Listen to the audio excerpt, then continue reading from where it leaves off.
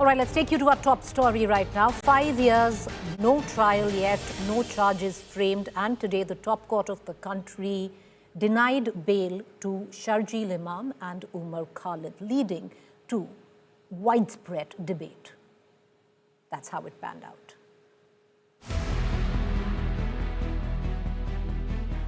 "5 years in jail, no conviction, no trial, no bail.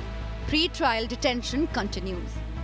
Does the dictum bail being the rule, jail the exception not apply? On Monday, the Supreme Court denied bail to jailed student activists Sharjeel Imam and Umar Khalid in a UAPA case linked to an alleged larger conspiracy behind the 2020 North-East Delhi riots. The bench comprising Justices Arvind Kumar and N.V. Anjaria also delivered its judgment on the bail pleas filed by Kulfisa Fatima, Miran Haider, Shifa-ur-Rahman, Mohammad Salim Khan and Shadab Ahmed. These 5 accused were granted bail.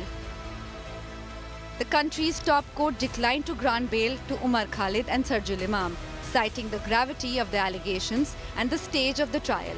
The bench made it clear that this is not the moment for relief.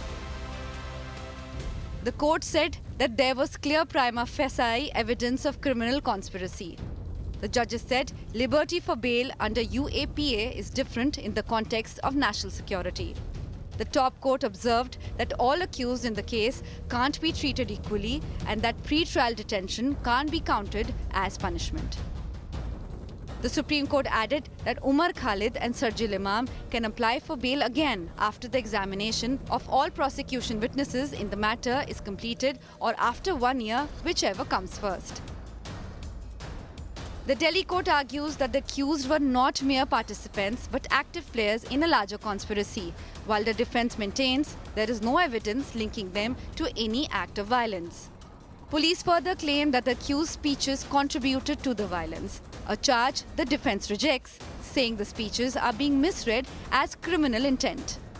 The prosecution also points out that several key witnesses are yet to depose. The defense counters that the trial is yet to begin even after 5 years. What many legal activists add is that the judgment is flawed, even if it's under the stringent charge of UAPA. As after 5 years of no trial, court arbitrarily says the accused must stay in jail for another year and then apply for bail. What is this 1 year going to achieve? Worse still, pre-trial detention is not seen as punishment. And this is where the public debate intensifies. While under trials remain in jail, Dera Sacha Sauda chief Gurmeet Ram Rahim, convicted in rape and murder cases, has been granted his 15th temporary release since 2017 through parole or furlough and will release again after 40 days. Each release justified under prison rules, each extension legally sanctioned. Since their arrests, Umar Khalid and Sharjeel Imam were free on bail for only 29 days compared to Gurmeet Ram Rahim, who was out on parole or furlough for 406 days. While Gurmeet Singh was convicted for rape of 2 women, Umar and Sharjeel, though charged under, are yet to see their trial begin. Different laws, different cases, different legal frameworks.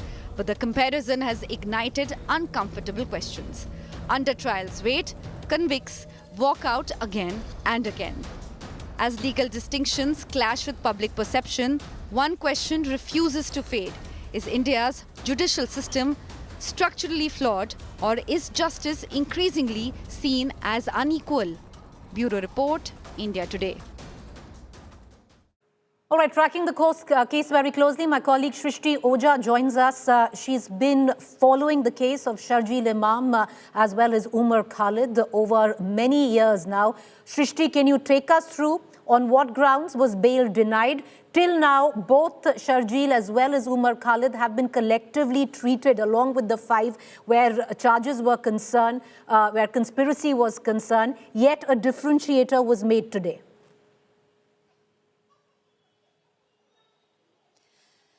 Well, yes, Preeti, as we know, as far as the accused in this case are concerned, that constantly since the beginning argued that there has been a clear delay in investigation, trial, and in fact there's a lack of evidence to even invoke UAPA charges against the accused. On the other hand, the Delhi police has constantly claimed that there was a deep-rooted conspiracy and even a regime change operation as far as the 2020 Delhi riots are concerned. Now, today's Supreme Court order comes in as a relief for 5 accused who've gotten bail, but a major setback to 2 of these accused, who according to the Delhi police are the main accused and conspirators, Umar Khalid and Sharjeel Imam. And how the Supreme Court has justified this differential treatment is by saying that they're not, as far as they cannot be treated on the same footing, since their alleged roles in this case were different, which is why the alleged roles had to be examined accordingly for different accused. Let's quickly take a look at the main aspects that the court has dealt with in this order. Firstly, the threshold for bail under UAPA, according to the court, is very clearly way higher than the other offences. Secondly, according to the court, it's true that personal liberty matters, but not at the cost of national security.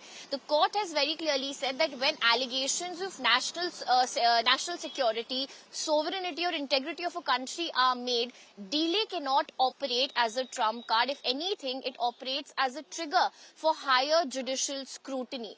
Thirdly, we saw the top court get into the details of the allegations against Khalid and Imam, saying that the prosecution evidence and the material that they have placed before the court clearly makes a prima facie case and proves that they had a role in planning and organizing the Delhi riots. So as far as the arguments put forth by both sides are concerned, the Supreme Court's answer today is very clear. According to them, in UAPA cases, the bail threshold is higher. That's how they've justified not granting bail to 2 of the persons. Examination of individual roles of all the accused is extremely important. And thirdly, the material which prosecution places before the court gains extreme relevance, because under UAPA, the court is required to examine the prosecution material and determine whether that material proves the offences which have been alleged by the prosecution against the accused. Over the last few years, we've seen this case, the Delhi riots case, been subject of many heated debates as far as the prolonged incarceration is concerned or the delay in trial or investigation is concerned. But the Supreme Court's answer today has been very clear, which basically ends in as relief for 5 accused, but as a major setback to Umar Khalid and Sharjeel Imam, who will have to wait for at least another year to be even able to apply for bail again before the trial court. Either that, or they'll have to wait for the protected witnesses in this case to be examined by the Delhi police, whichever of these 2 happens earlier.